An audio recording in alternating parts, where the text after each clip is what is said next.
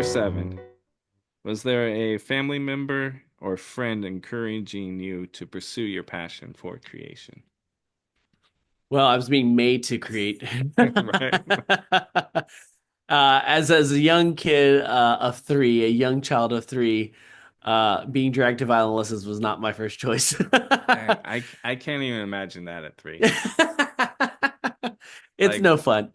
my kids would be bouncing off the wall and throwing that violin across the room. Oh yeah. Well, I mean, when you first start out, you have a little cardboard box that's about yay big and a ruler taped to it. That's your first Okay. violin. Your first violin is just a cardboard box and with a wooden stick. And then we jokingly say, all I play is a cardboard box with a wooden stick for the rest of life.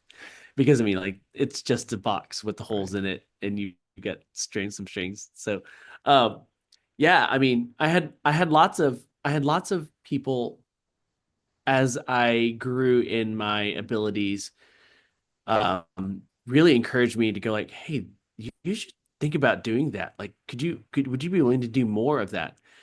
One of my first times to ever play in a quote unquote like band, like a modern band, like a bass guitar, drummer, keyboard player, that type of thing was my youth group. And I would have been in 10th grade and 10th or 11th grade, somewhere around there. And I had started the process of learning that I could improv. I had been playing for this Irish band for a little bit and had um, had my youth pastor was like, "Hey, could you do what you do with that band with the worship music?" And I was like, "I don't, sure, I guess. Like I've never done that before." He was like, "Hey, I want you to bring your violin next Sunday and try it." I was like, "Okay, I'll try it." And that's my first like start in like worship music or playing in a band. And That's that awesome. led to a whole lot of other things. And then I took a when I was at Skillet, I after my dad passed away in 2015, I took a break, and was pretty sure I was done with music. I was like, I'm out, like I'm good. And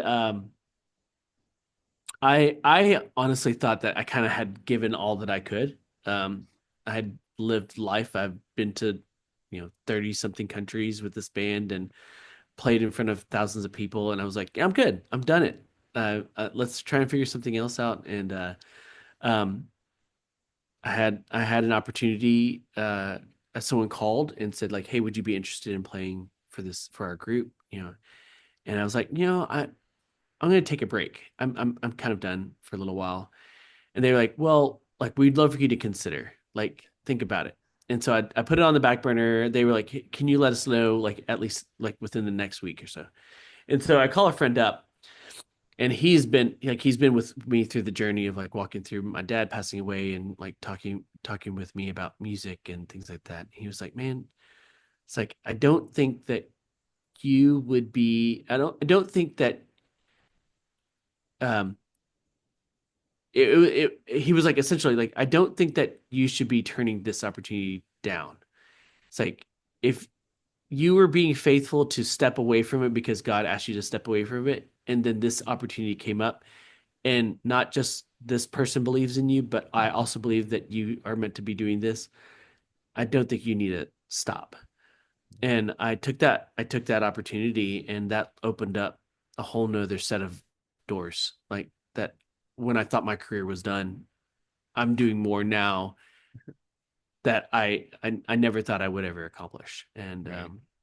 I had people in my life that were very much encouraging to continue to pursue creation and pursue doing what I do and believing in it still. And um, you know, I mean, I have so many people along the journey that have said, "You should do this thing. You should try that thing."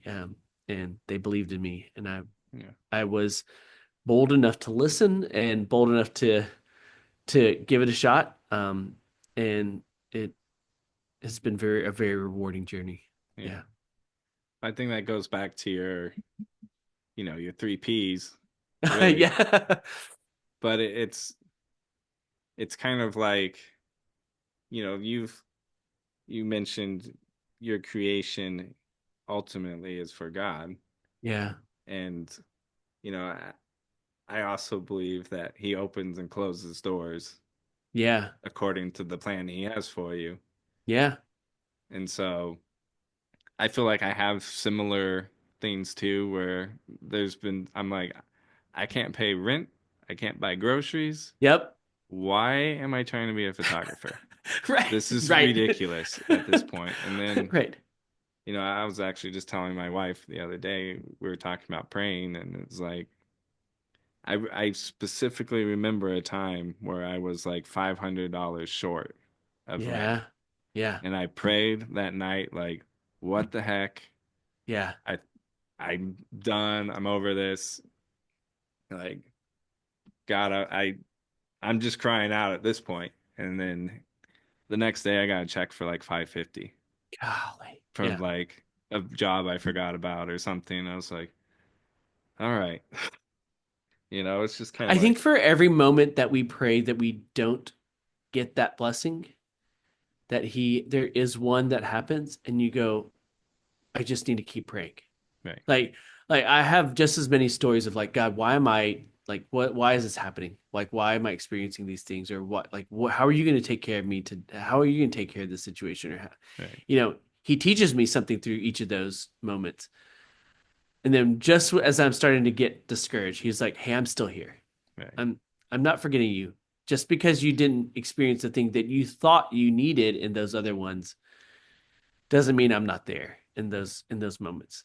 But the moment that he's like, yeah, he's not like he's never the magic eight ball, but he is always he is always constantly like he's always going to constantly respond. Like he's not going to always tell you yes. um, and I think that's the beauty of that relationship is trusting that like in the moments that you don't receive, he's still good, but in the moments that you receive, he's still good, and both moments he still deserves being honored through that. right, And that's the hardest part about the Christian walk, I think, is like like the secular media will play it as, oh, it's like, well, he's not giving you all the good stuff. It's like, well, he is giving me the good stuff. He walks with me every day.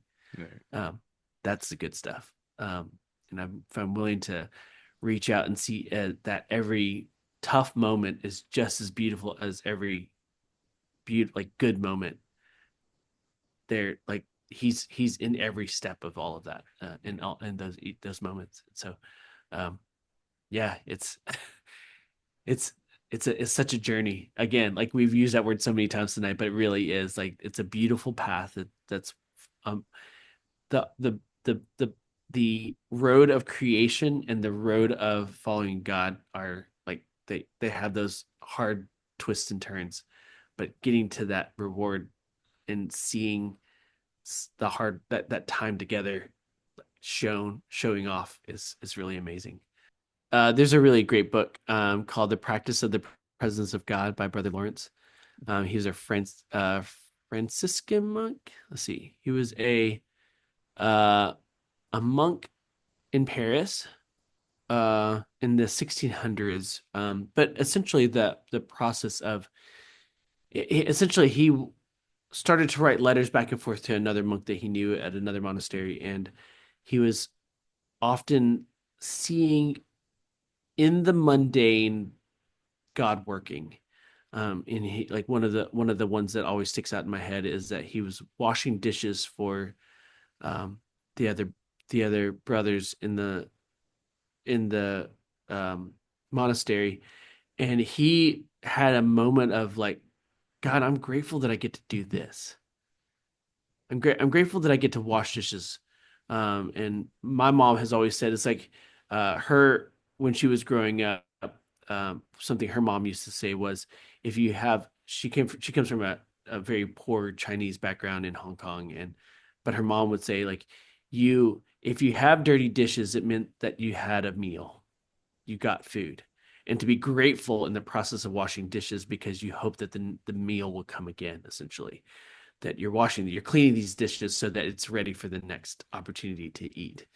And I often see that like a lot in life that if I look back at my journey, how I got here, there were there were lots of little stepping stones of people that it said, this is going to be hard. This is not great. That's not fun. Like, like little stepping stones along the way, but each moment it was worth it. It was worth noting that like I'm still doing this. Right. I'm still doing it. Like I'm going to enjoy even this hard part of not knowing what's coming next. I'm still like stepping along the way, getting there. And the journey, that process of being grateful in that moment for that thing. Um,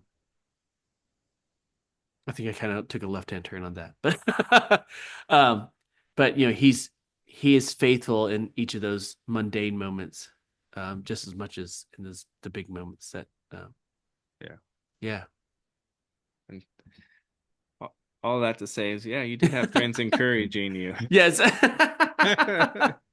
Sorry, that was a very left-hand turn, Well, but I took I it think that they way tied too. again. That's the beauty of this. It doesn't matter. Yeah.